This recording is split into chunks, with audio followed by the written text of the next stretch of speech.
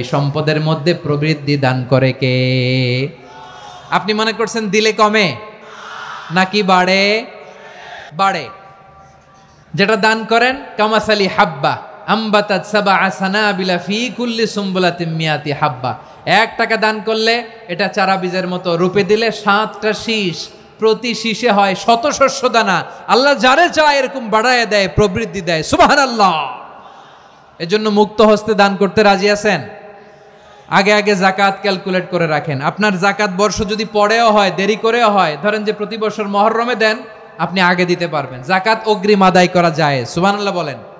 বিষ্ণু ইসা ইসলাম রমাদানে এত দান করতেন, কানা আজওয়াদান নাস, কিন্তু রমাদানে আজওয়াদুন নাস আজওয়াদু বিল খাইরি মিনার রিহিল মুরসালা।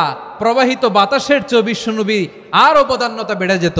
প্রবাহিত বাতাস যেমনি সবাইরে বাতাস দেয়, আস্তিক নাস্তিক মুমিন কাফির সবাইকে শীতল করে দেয়, তেমনি নবীজির রমাদানের দান ছিল এমন, কেউ নবীর কাছে চেয়ে ফিরে গিয়েছে এর নজির নাই। জোরে বলেন সুবহানাল্লাহ।